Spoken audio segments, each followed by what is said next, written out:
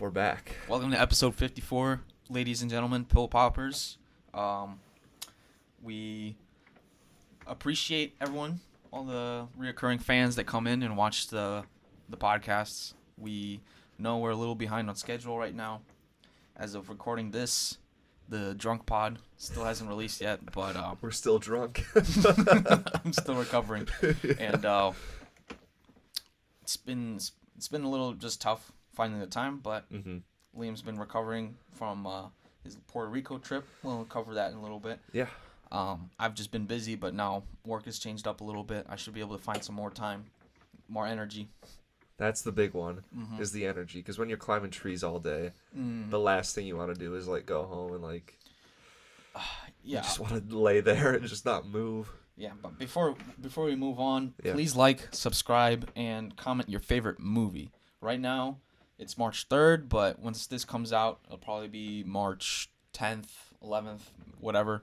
And the Oscars will have come out, so comment your favorite movie. Maybe more recent, your favorite old movie, gangster movie, anime movie. I don't know. Literally anything. We just want to hear what you guys are saying. That's all we care about, what you guys think. Yeah. We'll also, on our personal accounts, drop our favorite movie. Or we could just say it right now. Godfather, all-time favorite, but some favorite seconds are Uncut Gems, At Eternity's Gate, with Willem Dafoe as Van Gogh, and those are the ones that popped in my head real quick. I know for you, you like Good Time. I like Good Time. I really like this year. My favorite movie was Iron Claw. Oh, Iron Claw. Iron Claw. Iron Claw is very good. Iron Claw might be one of my top. It's probably in a top 3 movie of all time. Not nominated for anything. No. Unfortunately, and how are they not? I think just the other movies kind of outweighed its effect because just so many good pictures out today. Yeah, and that's really what it is. That's the reason why I loved it so much, was the effect it had on me. Yeah. Oh man, I haven't felt that much emotion while watching a movie since maybe I watched Secretariat or something, that horse movie where he wins the race, or is that Seabiscuit? I don't remember which one, but also merch is still being sold on our bonfire link. You can find it in the link below. Thank you to everybody that's bought so far. Me, Liam, Celia's got hers. Check, supporting the show. Kate also. So we got five sales. If you guys use the hashtag pillbox if you're gonna post any pictures in them, and we'll make sure to retweet you and post you on our story also. For real. And finally made the official Google form for fan questions. Yep. So that'll be down below as well. Please submit anything. Even in the comments, we'll read those too. Just let us know what you think. But Full Court Press gave us some questions. I'll pick one. I like this one. What are you looking forward to more? Advancement of AI or the election? Ooh. Would you like to go first or me? I'll go. Okay. I think the advancement of AI I'm looking more forward to, because the election is a little not boring, so to speak, but it's Trump versus Biden, and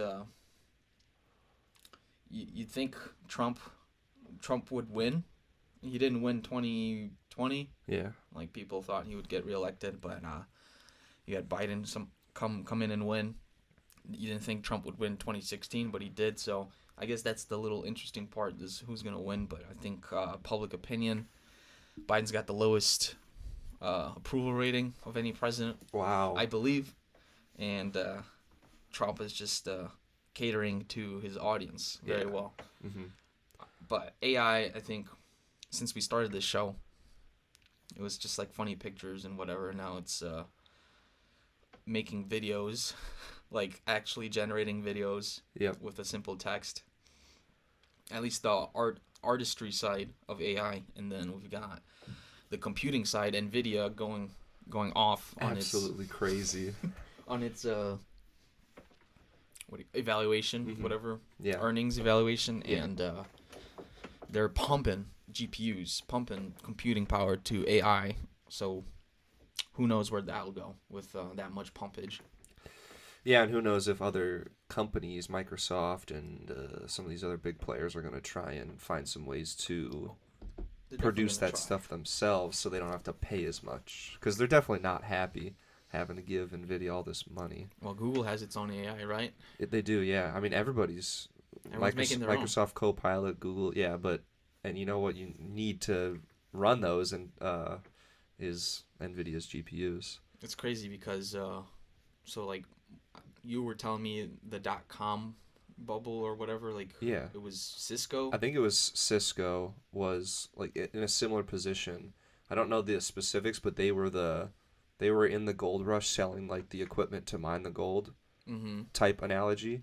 And they were evaluated as like one of the most valuable companies in the world at the peak, and they're not even like a name anymore. They crashed so hard after that bubble popped.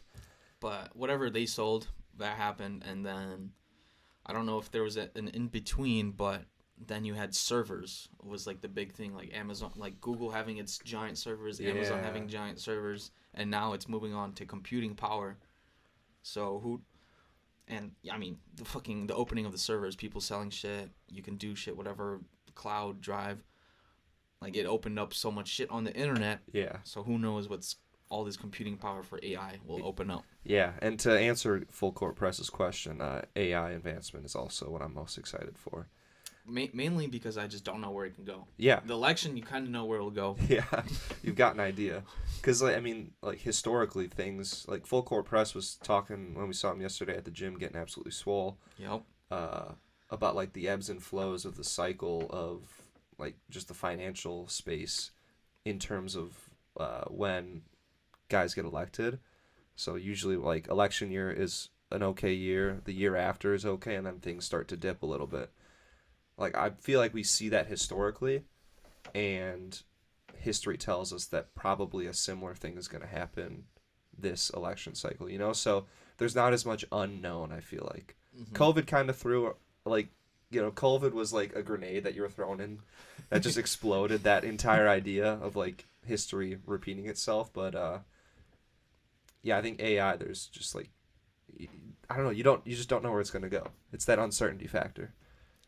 We'll see where it goes, but to answer his question, yep, it's AI. Yeah, and then when I'm unemployed because it takes my job, that's why I'm trying to use it all the time and every day and do some research on it to, you know, utilize it as a tool and become valuable. Well, no, I think this is a silly question, but let's get it done with. Full Court Press also asks, if you had to choose to try survive one scenario, would you rather go against 20 Stephen Hawkings with jet-packed wheelchairs that can go 50 miles per hour, or 40 Helen Kellers with guns? I think I'm taking Stephen Hawking because I don't know if you can.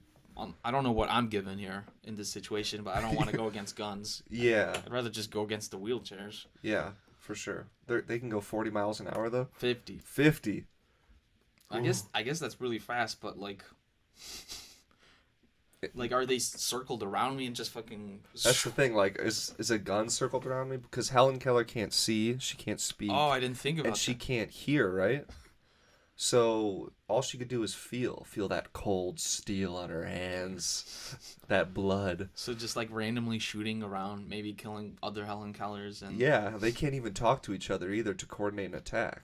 Like, I mean, if you spawn in and you just happen to be like outside of the circle and they're just all like in a circle thinking that you're in the middle, I don't know. I feel like there's a lot more potential to survive the Helen Keller situation. It may be. Maybe it's a safe assumption to think Stephen Hawking was smarter than Helen Keller. Yes. So Yeah, they that's could maybe coordinate. Who knows? Like they have an interconnected computer system between all 20 Stephen Hawkings. They're like, okay, let's go after him at these angles with this fallout. Like maybe not 50 miles per hour. Like two people go 50, we go 40. Like throw them off. So actually, that's a pretty hard scenario. Yeah. Stephen Hawking was very smart, but he wasn't smart enough to stay off that island. Ooh. It's for the name of science, okay. Yes, it was. He was studying topology and climatology, and we'll leave it at that. Okay, what's the next question? Well, If we have any more. he's got two more. Okay. What investments have you made recently to get you closer to financial freedom? I invested all of my tax return into I kind of invested. I contributed all of my tax return into my emergency fund. So now I have 3 months worth of expenses saved up for emergencies, which lets me be a little bit more comfortable on being more aggressive with like possibly taking out a mortgage on a house that might be a little bit too expensive for me, or putting more money into normal savings. I like that. Yeah. I've thrown a little bit into the Roth, throwing a set amount into savings. Savings has been nice because I've had recent car mishaps where I'm just gonna take from the savings and pay it off. Yeah. A little bit into crypto. Maybe Yes. we'll have Full Court Press on maybe to discuss that further. Yeah. That's pretty much it, though. I mean, in terms of financial freedom, what I guess like investing into real estate would be one step. Yeah. I don't know. Financial freedom is what? You don't have to worry about money. Yeah, I guess you have enough money coming in that it covers all of your monthly expenses. So I mean, I haven't made any tangible steps, but I guess reading more on like financial topics. Yeah. That's probably been the main thing that I've been doing, trying to gear my mind to get ready for that. I don't know, Full Court Press. I don't think, at least at the point where I'm at, I'm making huge steps towards financial freedom, but, it's always in the back of the mind. Yeah. You don't want to be poor. True. And then he says, where do you see yourself in 5 years? Oh, 5 years. Career, personal growth, YouTube, etc.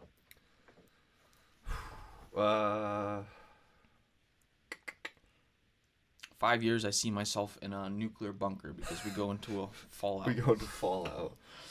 We're going out every 5 days to go try and find a deer to shoot that hasn't already been absorbing nuclear waste for the past 10 years. Apparently, I don't know. I get all my fucking knowledge from YouTube Shorts. But Neil deGrasse Tyson says the more modern nukes aren't nuclear.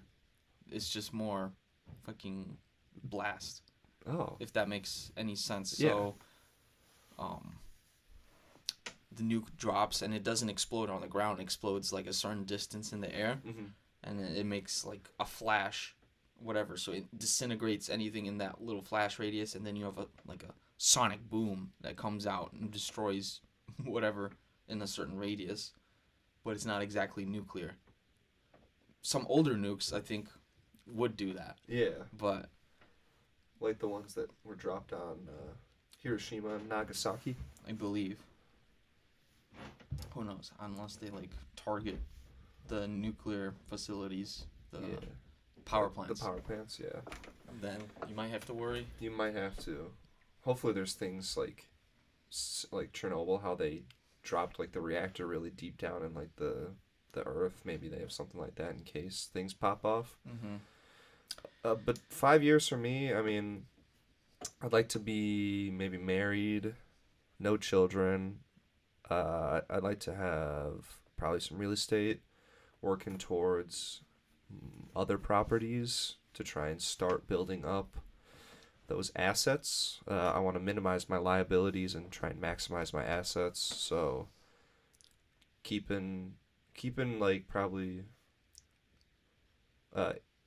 my lifestyle pretty similar to what it is now, not inflating while I hopefully make income increases.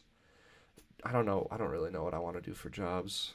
I was reading a book and it was 5 steps, or 5 questions to ask yourself that will kind of allow you to shape how you want to live your life. And one of them was the first one was what do you really want?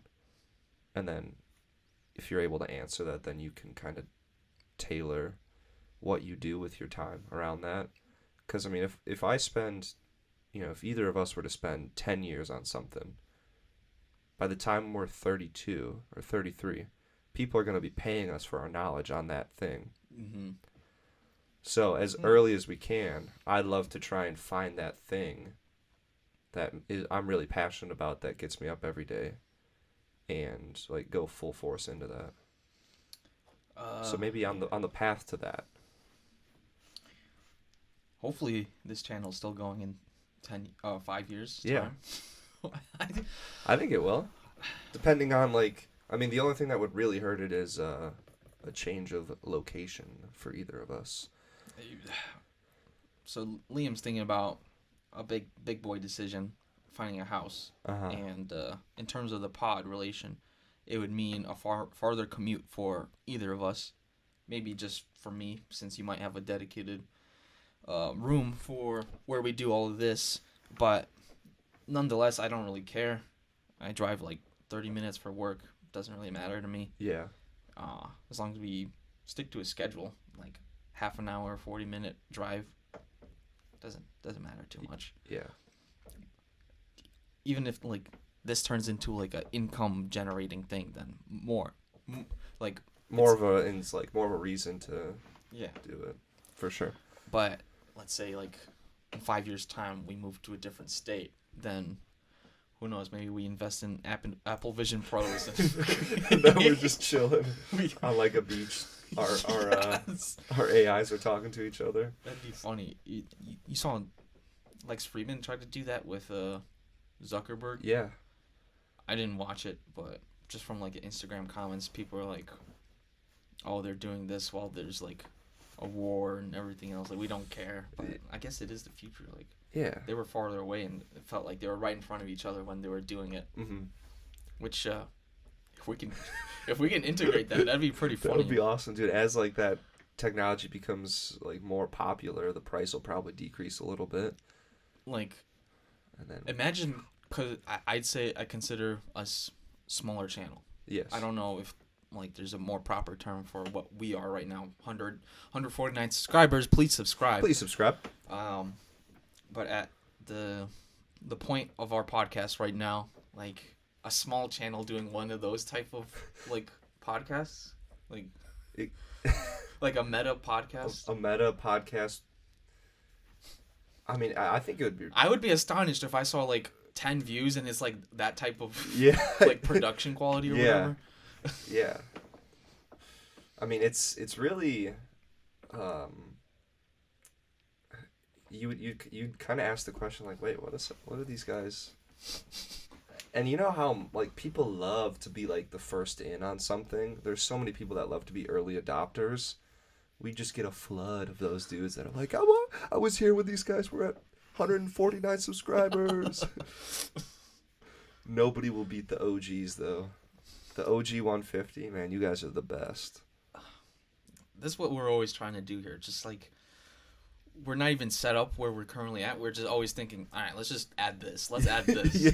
Like, let's set up this table. Like I come to Liam's house and he's like, I got this table, man. Let's just try to use this instead of the regular setup. Yeah. And it's already, I feel like it's better. I really like this. I think it's just our chest up. Mm-hmm. So no more crotch shots or feet shots. For our audio listeners, it doesn't matter to them so much, but I think I never checked the Spotify numbers. I think main audience is on YouTube. Yeah, I think so. I mean, let me check right now. Let me pull it up. While you pull it up, yeah.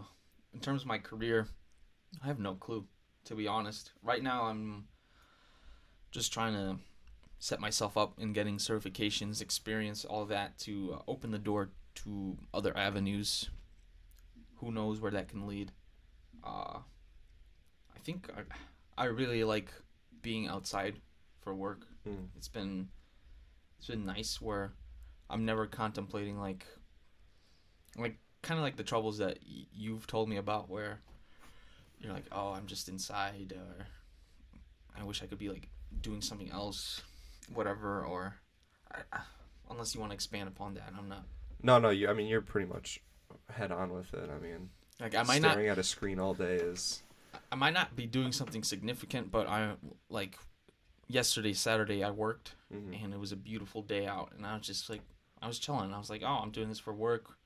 It's a little mundane, but I don't have a huge problem with it. Yeah.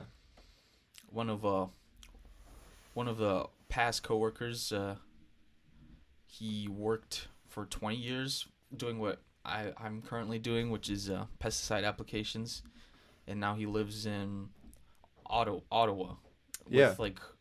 And he was doing 20 years of the stocks for the company. I don't know. People just throw out numbers, but someone said he had like $1 million by the end when he retired.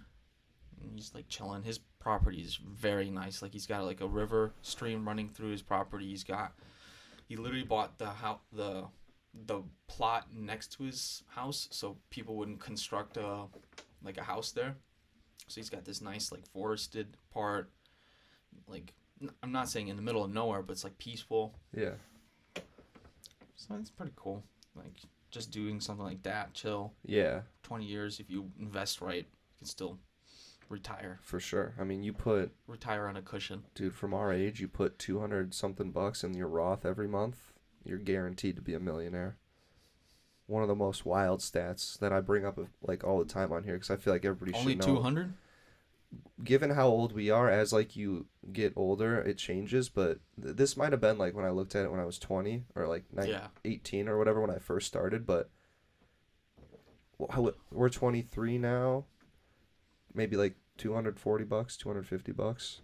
There's probably some math to do it, but yeah, dude, it's crazy. Obviously, you're investing and you're hoping that the stock market goes up by 8% like it does historically every year, but guaranteed to be a millionaire. Wild stuff.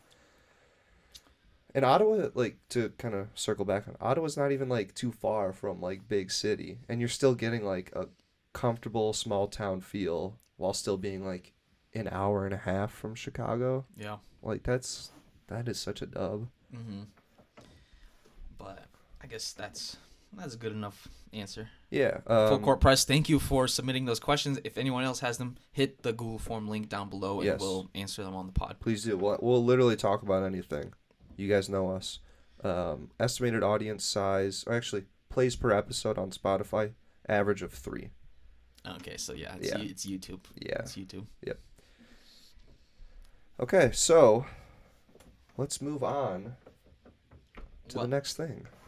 We have a little catch-up segment. Yeah. It's been a while since the Drunk Pod. That hasn't even released yet, so Liam's birthday was not too long ago. Happy belated. Thank you. Yeah. You are 23? 23 now, yep. Damn. The ripe age. It kind of hits me that I'm older than most of my friends. Yeah. Dude, yeah, because, I mean, you're early September, right? July. Oh, July? Mm-hmm. Fuck. So this summer I'll be 24. Yeah. My buddy Connor is early September, and he's the other one that I'm like, dude, you're like older than all of us. But you're like really. No, I love that. Yeah, I'm a boomer. You are the boomer. The boomer of the friend group. The doomer, as they say. Okay, but yeah, the birthday was good. I kind of got to celebrate the few days before in Puerto Rico during a destination wedding, which was awesome. 5 days of drinking in like 90-degree weather. All my cousins there. There was like different events that we had scheduled, a beach party, like a night party at like a club. Dude, awesome stuff. Awesome stuff. They actually, little side tangent, they had like clubs inside of the hotel. Oh shit. So you would just see like young looking like girls and guys, because the drinking age in Puerto Rico is 18. I swear you'd see like 15-year-olds pulling up to this club and getting in. It was the most wild thing. Luckily we didn't go in. We maneuvered our way around, went to like the back by the beach, and then that's where the party was. But yeah, it was great. It was a super spreader event. My grandma, 2 days before we left, had lunch with somebody, and she found out that they had COVID. My grandma, once we get to Puerto Rico, tests positive. The other 10 of my aunts and uncles and parents living in the house with her all get it. They spread it to us that are in another house, the cousin's house. And I'm sure a bunch of people at the wedding also got it. Damn. Yeah. Luckily, I had the antibodies, but I did catch a nasty, like, head cold. But I was testing negative, so. But yeah, I went straight from that. Had a honestly, like, my birthday itself was pretty rough. Like, I had a big meeting the next morning, so I was working all day, and then I worked from, like, 5 to 8. Like, sat down once for dinner with the family for my birthday, but really the celebration was yesterday. We went out, 2 days ago. We went out to this place in Chicago in Wicker Park called Emporium. And it is a bar arcade. So they've got a bunch of arcade games. You put some money in, you get a bunch of tokens, and then you can play a big row of pinball machines. You could play like racing games. You could play Pop-A-Shot, skee ball, air hockey, pool. They had foosball. They had just like a bunch of stuff. No food there, so we ordered some pizzas down the street and brought them in. But they were selling drinks, so we had a good amount of drinks. Nice. The drinks were flowing. Yeah, recovered from that yesterday. Went and saw some houses. Yeah, now we're in March, dude. It's time to lock back in. February flew by. February absolutely flew by, even though it's a leap year. We had one extra day in February. Still felt like it just went by. Dude, so fast. But I had a question. Yeah. Which is, what is the most profound lesson you've learned on year 22 of your life? Oh, on year 22, okay. Well, 22 to your birthday, 23. Yeah. I really like this question. Because I think it's like important to always be thinking about stuff that you're learning as you're getting older, so we can have the lore to pass down Of course. to other people. If you're just like, I mean, there's something to be said about like living in the moment, but also like going back and thinking about things and building your thoughts based on that is important. And the one I came up with was like, just embrace the uncomfortable. Because if you're comfortable, you're not going to grow. And I've noticed that a little bit moving back here. I've gotten a little bit comfortable. You know, maybe the memories of like my childhood and my parents taking care of me are kind of like putting me in like a little bit of a comfortable state.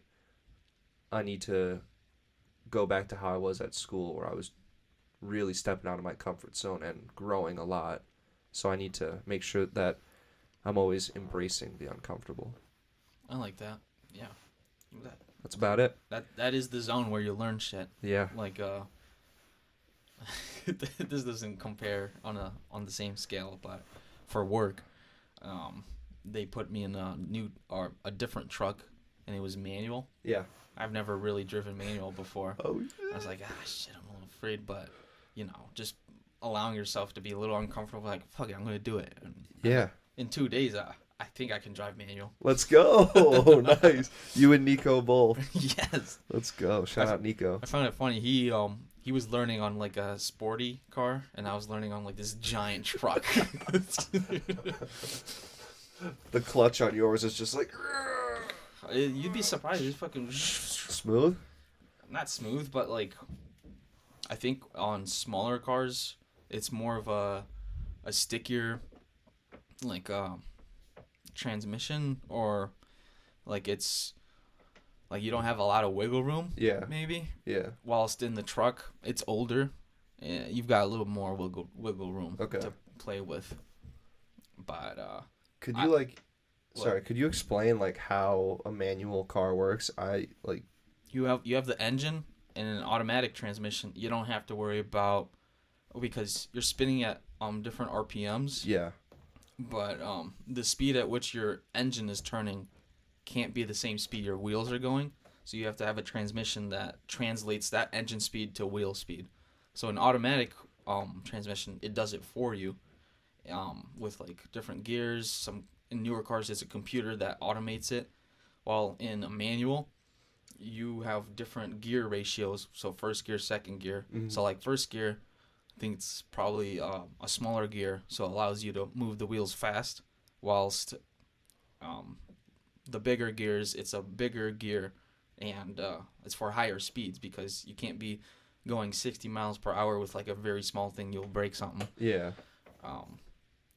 So essentially, what the clutch is doing is a little like circular pad that locks on to the engine gear, and let's say you're moving at like 1,000 RPM in the engine, you're releasing the clutch a little bit, and it has to be a little bit because if you go too fast, then it like clamps on and then just kind of stops the engine.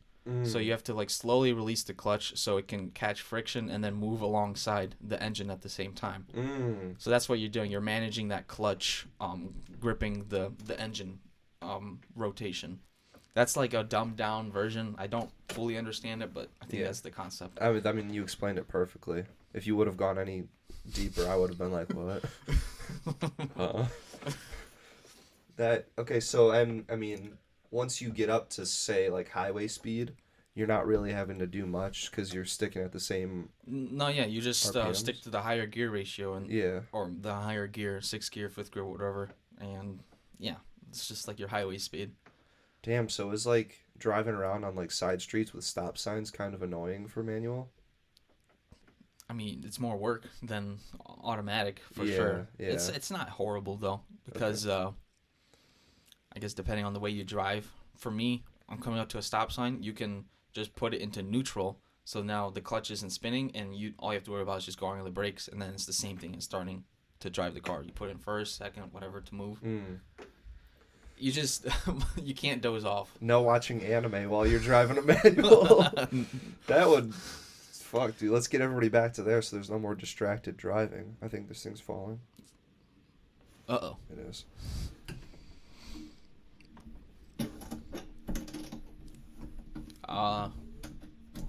It's a lot more common in other countries to have manual, because I think it's either cheaper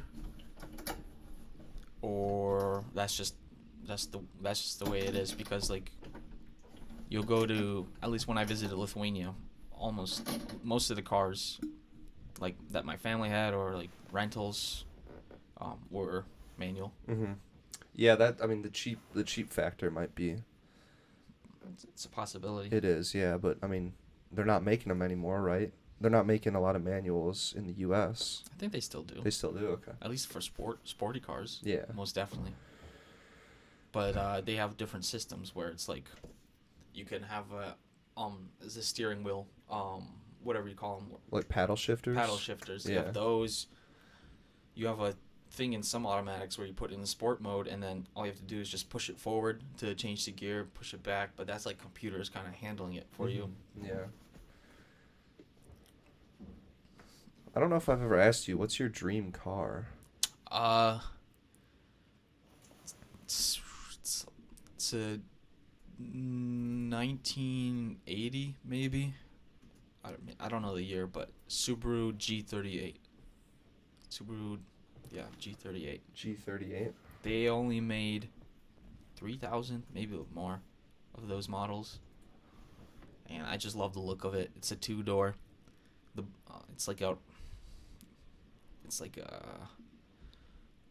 What year did you say? I think it's not 1980, but if you look up Subaru G38, it should be the one. Oh yeah, just the look of it. It's like the embodiment of rally, and also JDM, and I just love the look of it. Oh, I think I'm seeing it. Yeah, that's sick. Possibility. I've seen one in Bensonville. It was just on the street. Really? I was like, damn, this person's nice. I don't think it's 3,000 models. Maybe it's more. But yeah. It's a limited make, and I don't know. It's not like a luxury like sports car like a Ferrari, Lamborghini. Yeah. Like those would be really cool to have, but for me, my dream car is that. Yeah, that's like a foreign, like you said, rally-looking car that looks so sick and it probably is so much fun to drive. And it's not going to break the bank as much as, like, a $250,000 Lamborghini would. It's just like a childhood little dream that I Mhm. had to have one of those type of cars, so it still sticks to this day. Yeah, that's kind of what mine is also. My grandpa used to drive around fuck, I don't remember the model exactly, but it was like a 1998 BMW four-door all black sedan. Mm-hmm. My first thought was E36, which I pulled up and I'm looking at him and I don't think it was that, but like an all black BMW sedan, early 2000s, that's like my dream. That's a car payment away. It really is. But no, we're buying that boy in cash when the time is right. When the time is right. Uh, Both very reasonable, I think. I think we can get there. I don't know. I've been pushed to look into getting a newer car. My what is it? Frugal mindset doesn't want to. Yeah. I just want to make my Camry last as long as I can. It's at like 150k miles. Minimum 200k if I ever think about getting a new car. I don't know. I mean, you'd have to if you were to get a new car, right? You'd sell that or you'd trade that in, and you'd get $1,000 or $2, maybe $3 for that. Maybe, but Would you go new and take out a payment, or you don't? You seem like you'd go used. at least not like 2024 new. Yeah. Maybe like 2019, 2020. Yeah, because I mean the used car market right now is like, it's not really worth it to get a used car compared to a new car. Mm-hmm. It'll probably change when the time comes for you, but maybe not. I like newer cars are really nice because of just all the little quality of life things that they add. Yeah. But I also love the customizability, or maybe just like with older cars, like they have their quirks. Yeah. And for me, I had to take apart the engine to like change a sensor, That was the craziest thing. and I believe it would be a lot harder to do something like that on a newer car, On a newer car. just because of all the tech that's like stuffed into it, Yeah. and all the specifications and whatnot. And I think the newer you get with cars, the more like unreasonable the engineering of it is. Because when I was taking apart my car, it's 1997. I'm like, why would they put it here? Like, why would it make that like single bolt in the most shitty spot that you could reach? Yeah. Or it's always a meme, I guess, with mechanics. It's like you have the oil drain thing, and you have something directly blocking it, so the oil doesn't drain nicely. Yeah. It's like, why would they do that? Why would they do that, dude? Those guys saving money somehow. I think it's like they design it and then they just add on stuff. And they're like, let's just add it here. But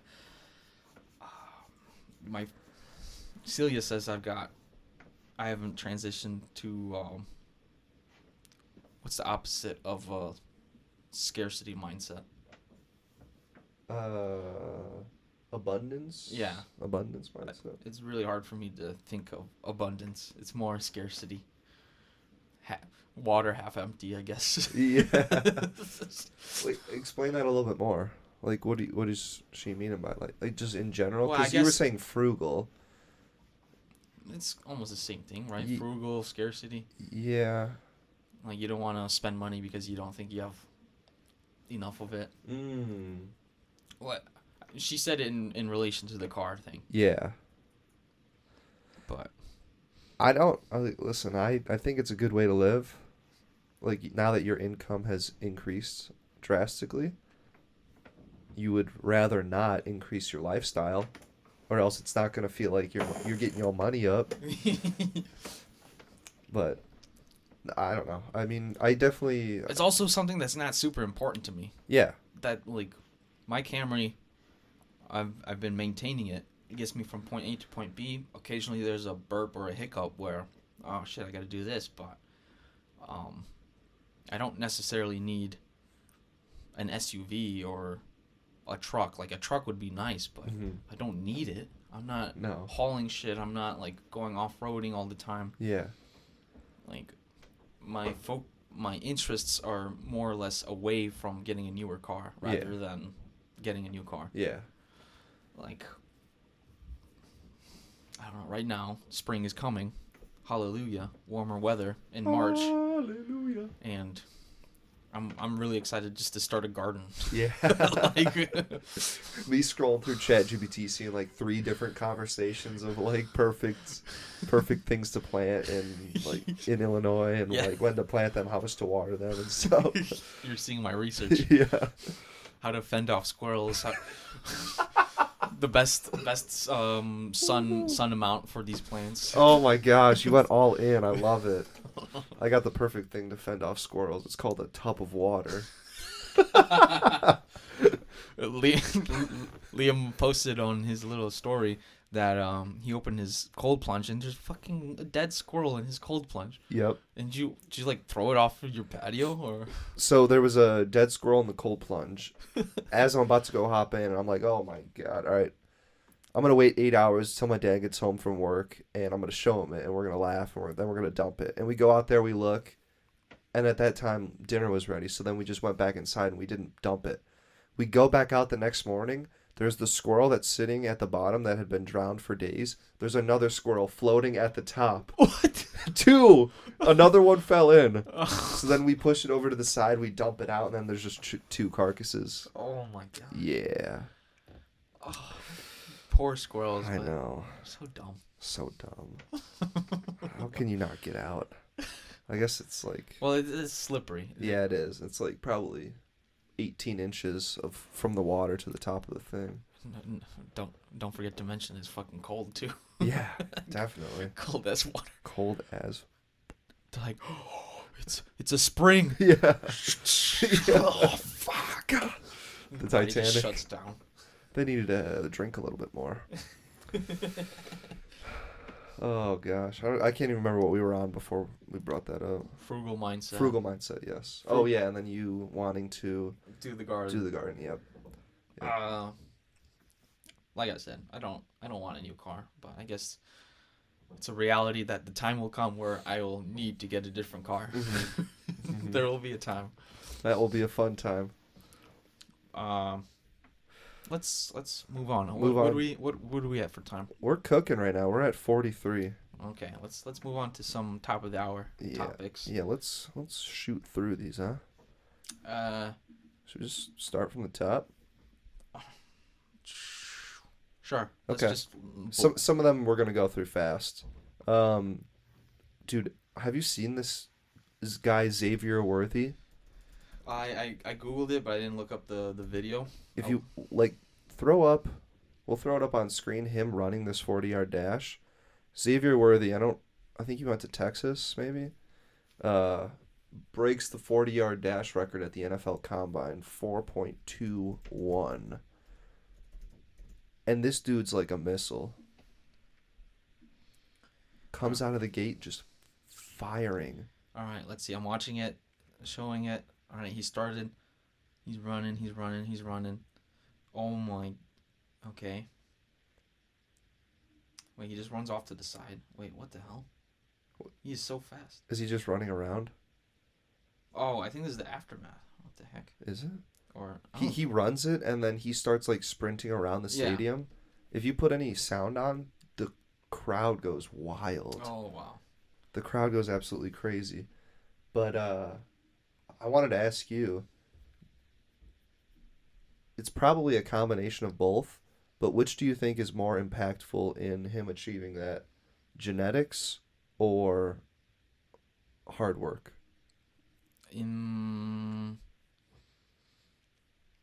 Impactful. Well, you can't disregard the hard work put in. For sure. But isn't it genetics when it comes to running? Like Usain Bolt has crazy genetics that allows him to be a fast-ass runner. Yeah. Like, you obviously have to put in the work to get to the point where genetics plays a role. Mm-hmm. I don't know. What do you think? I was thinking probably genetics also. Like, I mean, the guy's a top-level athlete who's going to the NFL. He definitely is day in and day out grinding, doing things to, like, increase his fast twitch muscles and, like, be more athletic and agile and stuff. But I think you can put somebody who doesn't have those natural gifts, give them the same training, and they're not going to achieve that.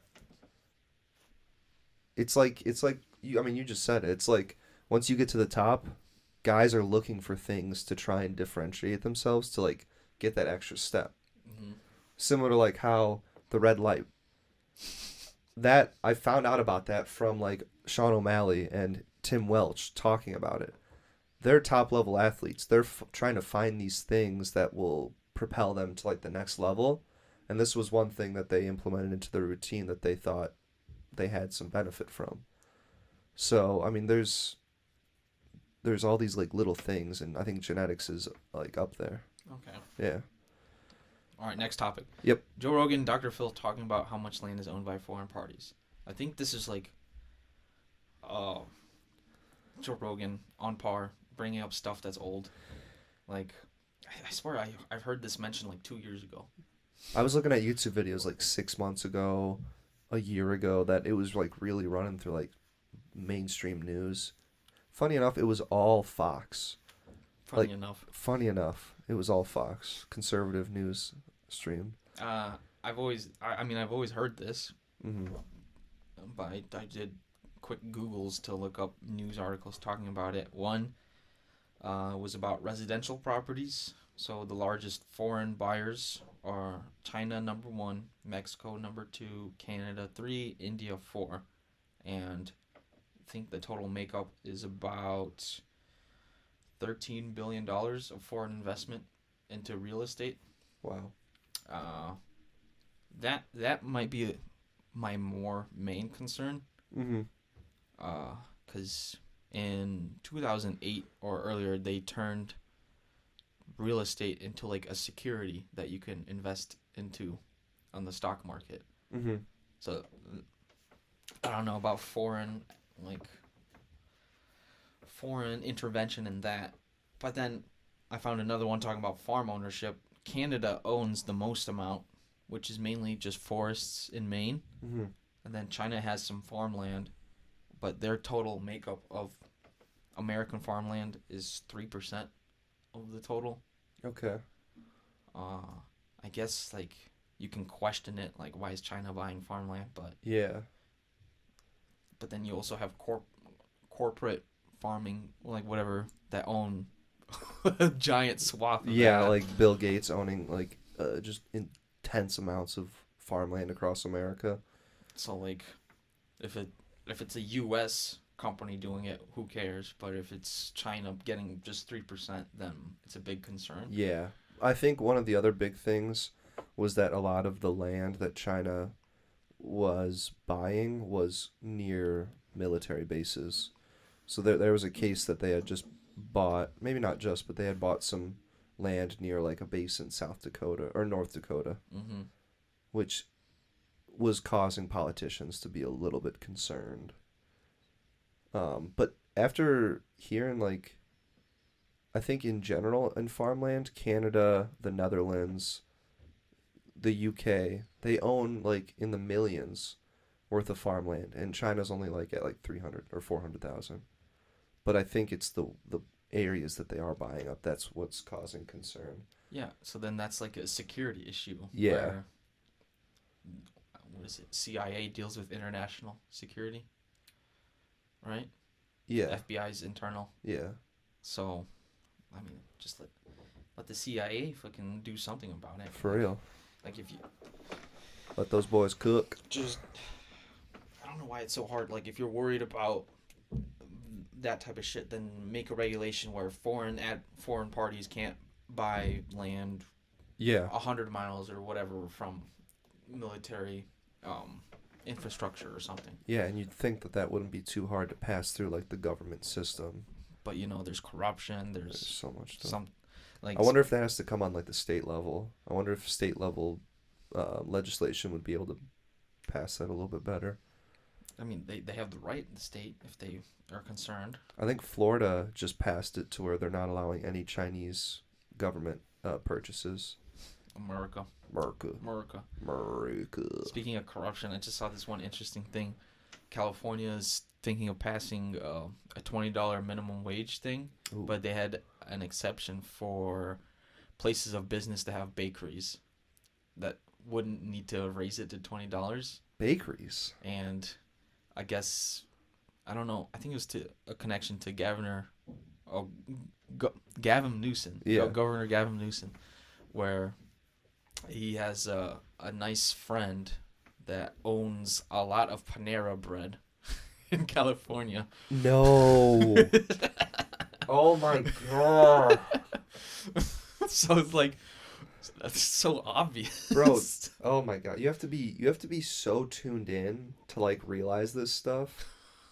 I'm thankful that there's people like Hassan out there who are like so tuned in to like everything that they're able to like spread that, because that would be so stressful trying to like stay locked in to all this stuff and just realize that, oh god, like they're just constantly doing like what they want. But that's just like so blatant. It is. Like, okay, if you have a bakery, you don't have to raise it. Yeah. Oh, Panera has a lot of is a bakery, and this guy that owns a lot and donates to Newsom.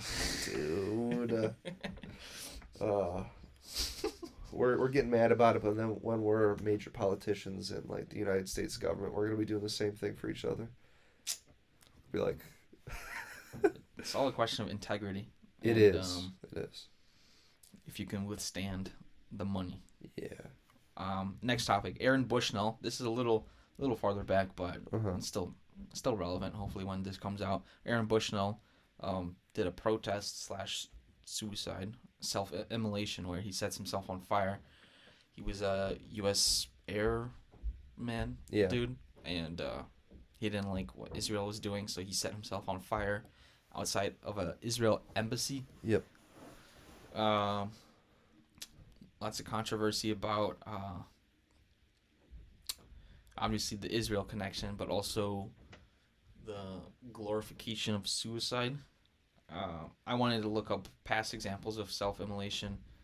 One anecdotal one I can think of, it's not self-immolation, it was just crazy, but at U of I, there was a case where someone set themselves on fire, like...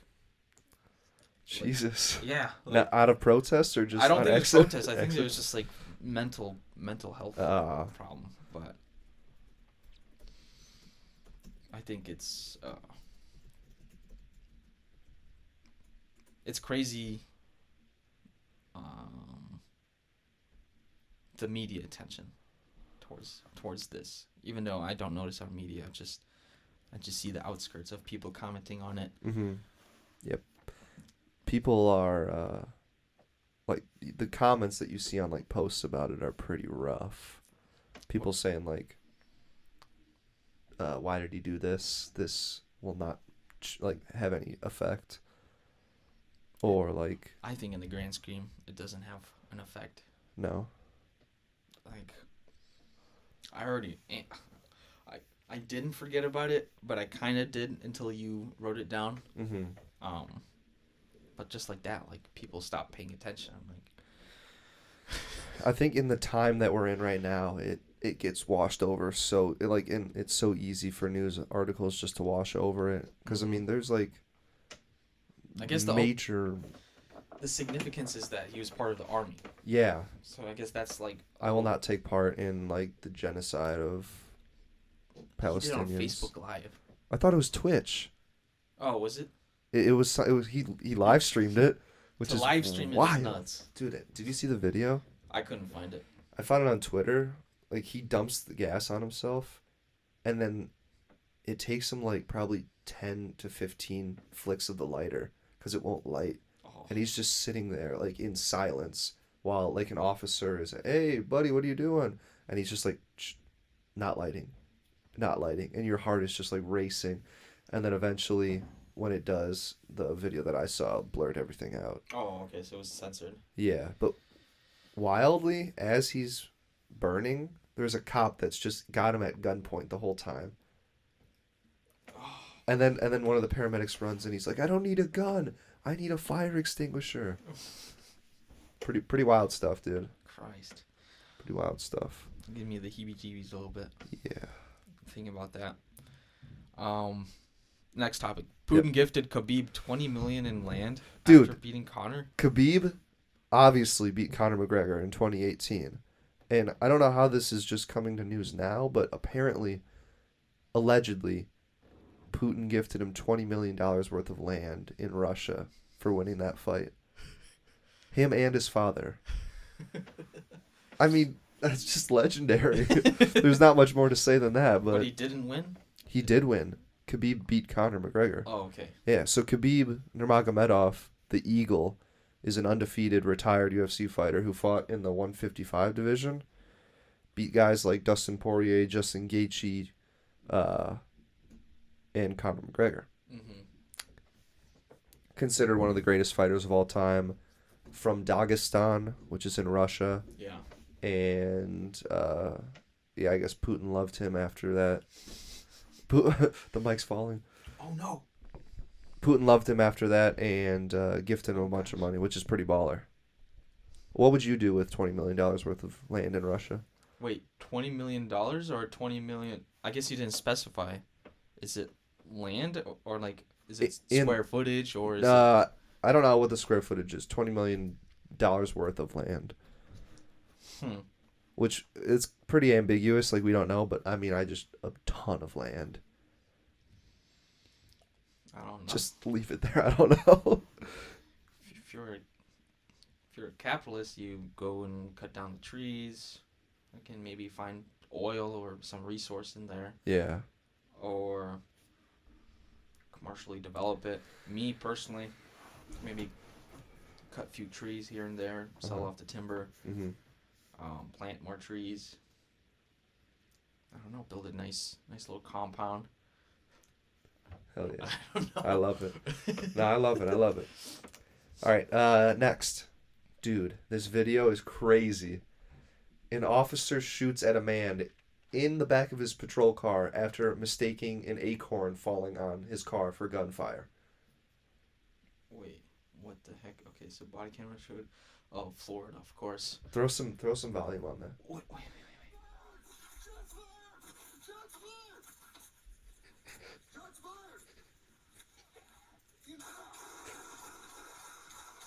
Oh my god.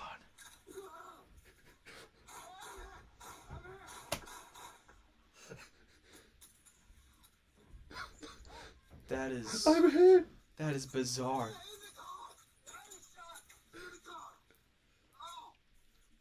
So... Dude, he wasn't hit by anything. He heard an acorn falling.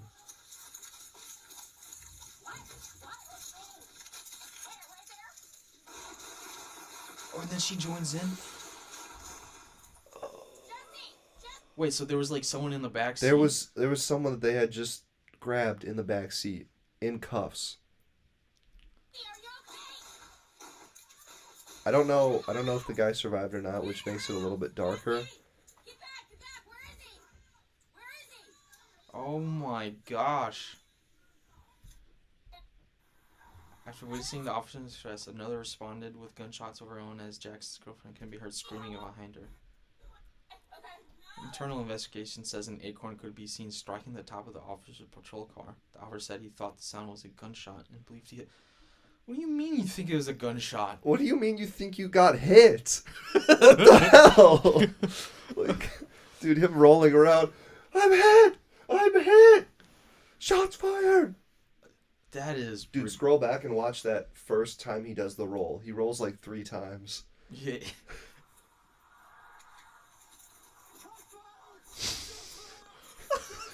He's like intentionally like doing... Oh my god. I really hope that guy did not die. Because that would make it so much more awful talking about it and laughing about it, but dude, his reaction was wild. That is crazy. ridiculous. Crazy. But yeah, that's all I wanted to talk about that guy.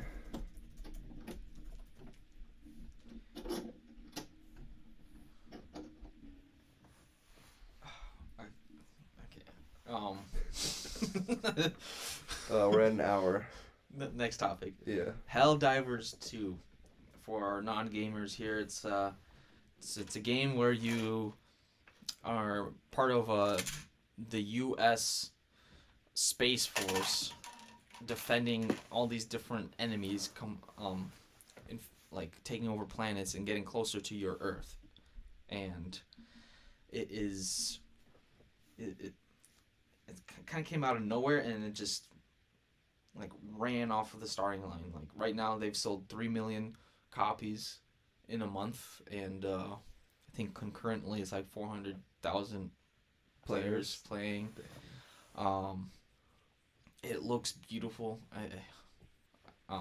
Especially if you play like on PC max settings, it looks amazing, and the gameplay, the community that it's fostered is like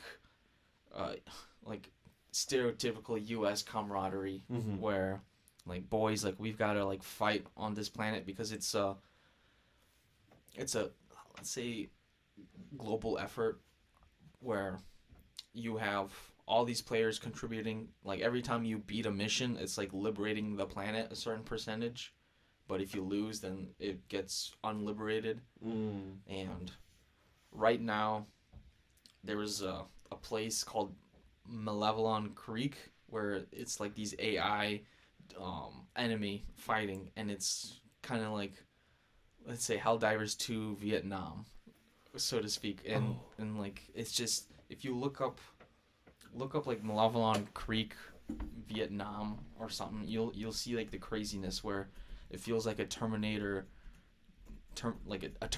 war where there's lasers shooting everywhere, and it literally feels like you're in Vietnam fighting AI robots.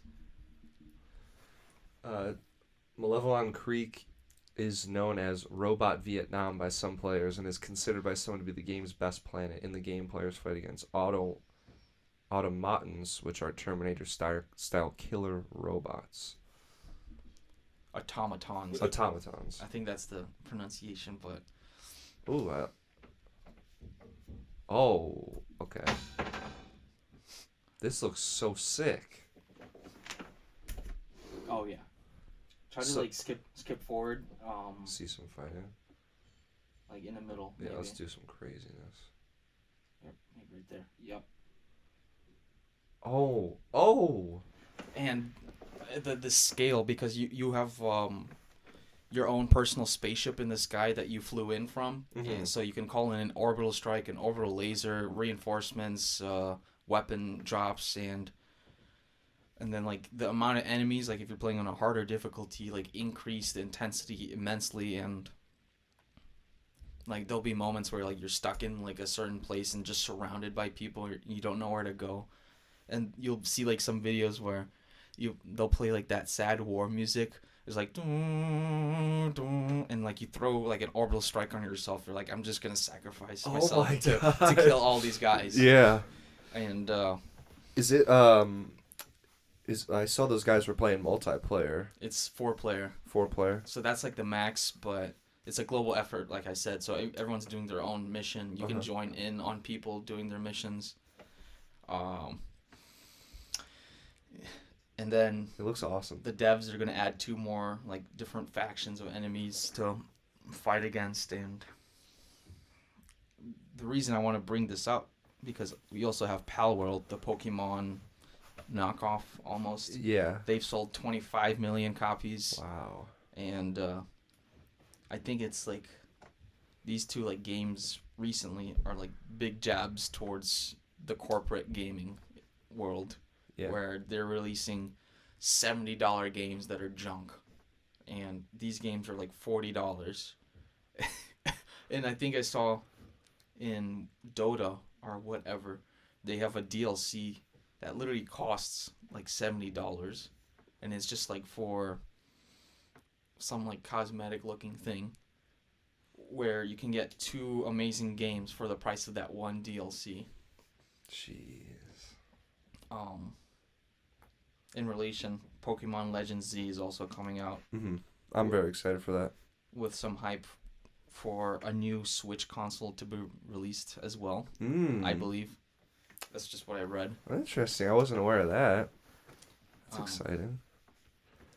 It'll be interesting to see which one is more successful, Palworld or this Legends Z. Yeah.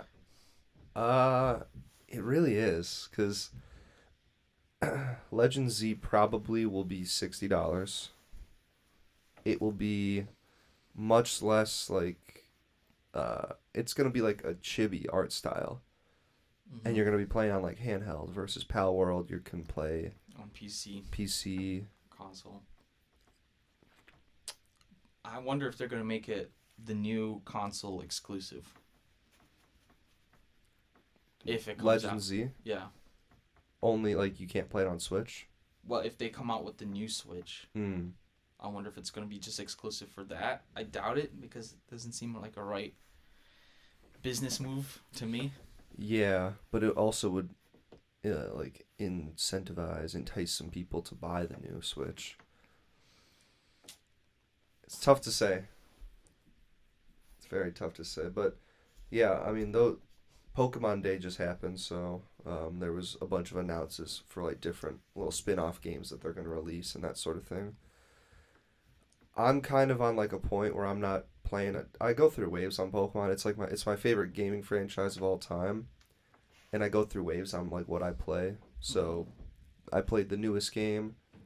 Now I'm back onto a game that came out when we were in 8th grade. Mm. So I kind of I go through and I play different ones that I find interesting. Sometimes I'll download like uh, emulators and like other versions of it to play, ones that people have like hacked to make it look completely different. So that's kind of where I'm at right now. But yeah, I think in the gaming universe, this is a pretty big topic right now. I believe. Yeah.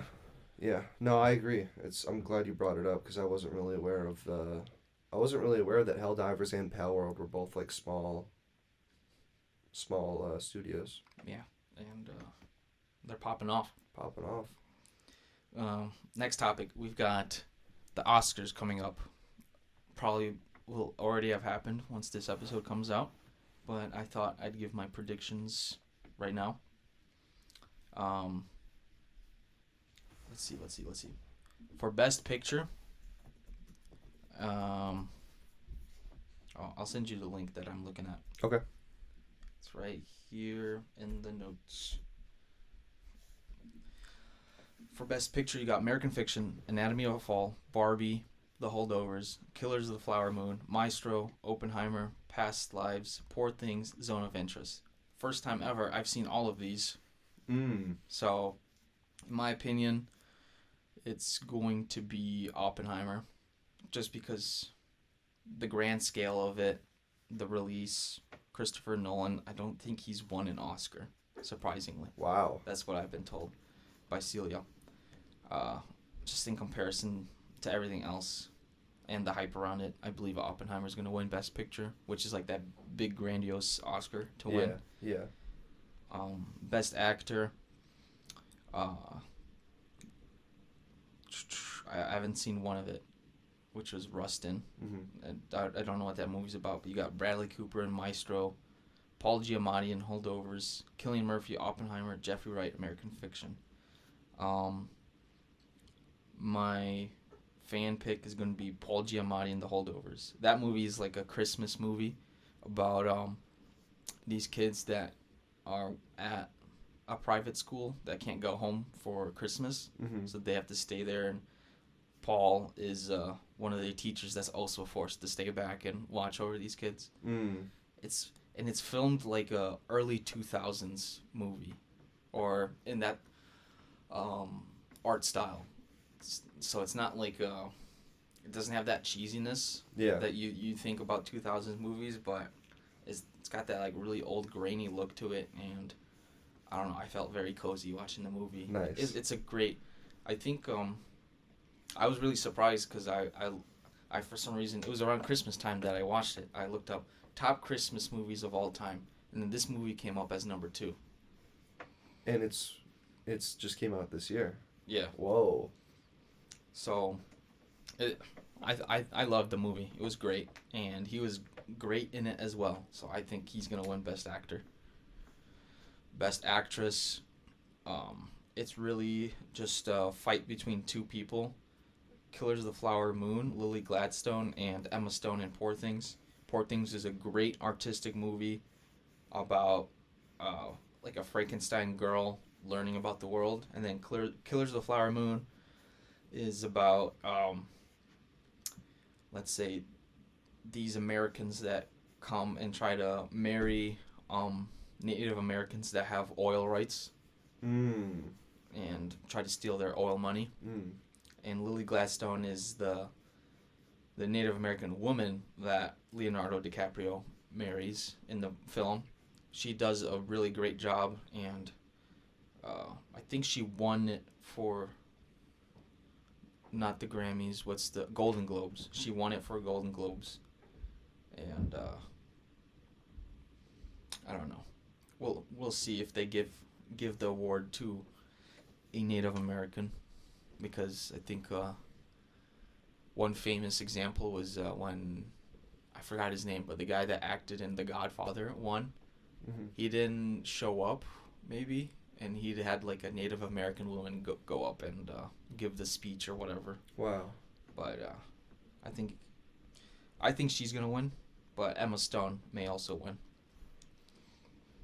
And then supporting actor, it's probably gonna be Robert Downey Jr. in Oppenheimer. Best supporting actress, I believe, will be. This one's hard. I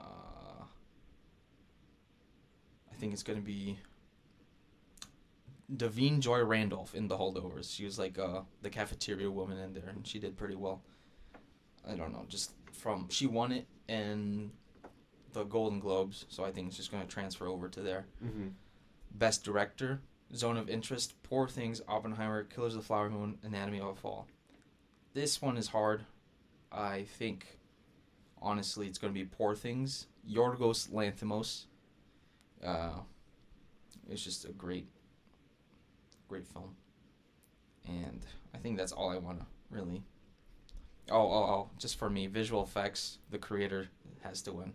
Yeah, the creator. You still haven't seen that, right? No, I haven't, but... Shit. I know. It's a great AI movie. It was available to watch on the plane to Puerto Rico, but because you told me about how good it was, I didn't want to ruin the experience. Ruin it by doing it on like a small screen. I can't do it justice like that. Even if you watch it like on your TV here, it'd be pretty good. Yeah. But I saw it in Dolby Cinema or Dolby, whatever, the big screen. Yeah. It was fucking amazing. Dude. Those are my predictions. That's hype. First time I've seen most of all the Oscar nominees. So, is there a cutoff to like when a movie was released to where it can be included in this year's Oscars? I think it's just as long as it's in the year. Okay, so like Dune Part 2? That's going to be next year's. Next year's? Yeah. Okay. So it had to have been a movie that came out in 2023? Mm-hmm. Gotcha. They mainly release it, the Oscar movies mainly get released in the summer or Christmas time. Makes sense. Yeah. That's just like when the most audience comes out to the movies. Yeah. So, at least for this year, besides Dune Part 2, you're not going to see much until the summer. For greater movies. Bob Marley's movie? Did you see it? No. Kate and I were considering. I wasn't intrigued by it. It's just another biopic. Yeah. Dude, like, there's really nothing in theater right now that she was interested in. I couldn't remember if the movie that we were talking about. The Lighthouse? The Lighthouse. Was that the one we were talking about in my front yard? When you dropped off Bigfoot? Yeah.